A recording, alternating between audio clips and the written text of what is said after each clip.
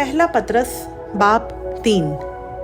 ऐ बीवियों, तुम भी अपने अपने शौहर के ताबे रहो, इसलिए कि अगर बास उनमें से कलाम को ना मानते हों तो भी तुम्हारे पाकीज़ा चाल चलन और खौफ को देखकर बग़ैर कलाम के अपनी अपनी बीवी के चाल चलन से खुदा की तरफ खिंच जाएं, और तुम्हारा सिंगार ज़ाहिरी ना हो, यानी सर गूंधना और सोने के जेवर और तरह तरह के कपड़े पहनना, बल्कि तुम्हारी बातनी और पोशीदा इंसानियत हिलम और मिजाज की गुर्बत की गैर फ़ानी आराइश से आरास्ता रहे, क्योंकि खुदा के नज़दीक इसकी बड़ी कदर है।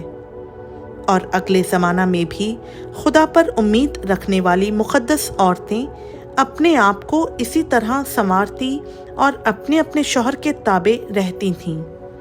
चुनाचा सारा अब्राहम के हुक्म में रहती और उसे खुदावंद कहती थी, तुम भी अगर नेकी करो और किसी डरावे से ना डरो तो उसकी बेटियां हुईं। ऐ शौहरों, तुम भी बीवियों के साथ अक्लमंदी से बसर करो और औरत को नाजुक ज़र्फ़ जानकर उसकी इज़्ज़त करो, और यूं समझो कि हम दोनों ज़िंदगी की नेमत के वारिस हैं, ताकि तुम्हारी दुआएं रुक ना जाएं। गर्ज सब के सब यकदिल और हमदर्द रहो, बिरादराना मोहब्बत रखो, नरम दिल और फिरौतन बनो, बदी के एवज़ बदी ना करो और गाली के बदले गाली ना दो, बल्कि इसके बरक्स बरकत चाहो, क्योंकि तुम बरकत के वारिस होने के लिए बुलाए गए हो। चुनाचा जो कोई ज़िंदगी से खुश होना और अच्छे दिन देखना चाहे, वो ज़ुबान को बदी से और होंठों को मकर की बात कहने से बाज रखे, बदी से किनारा करे और नेकी को अमल में लाए, सुलह का तालिब हो और उसकी कोशिश में रहे, क्योंकि खुदावंद की नज़र रास्तबाजों की तरफ है और उसके कान उनकी दुआ पर लगे हैं, मगर बदकार खुदावंद की निगाह में हैं। अगर तुम नेकी करने में सरगर्म हो तो तुमसे बदी करने वाला कौन है? और अगर रास्तबाजी की खातिर दुख सहो भी तो तुम मुबारक हो।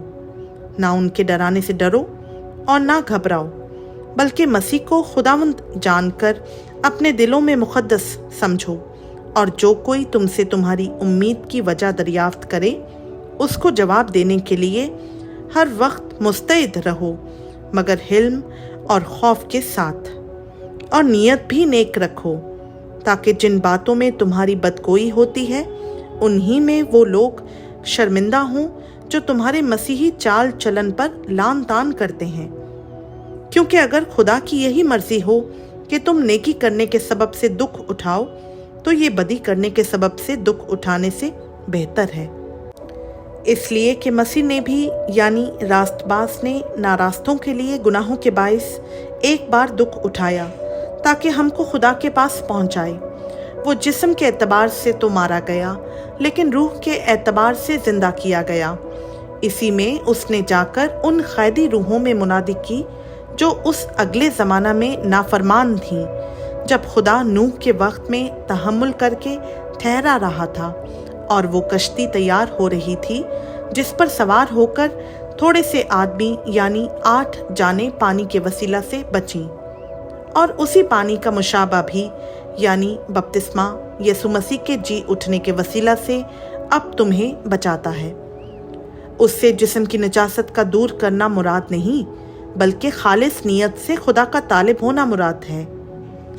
वो आसमान पर जाकर खुदा की दाहिनी तरफ बैठा है, और फरिश्ते और इख्तियारात और कुदरतें उसके ताबे की गई हैं। खुदावंद का पाक कलाम का पढ़ा, सुना, समझा और कबूल किया जाना हम सबों के लिए बाइस बरकत हो। आमीन।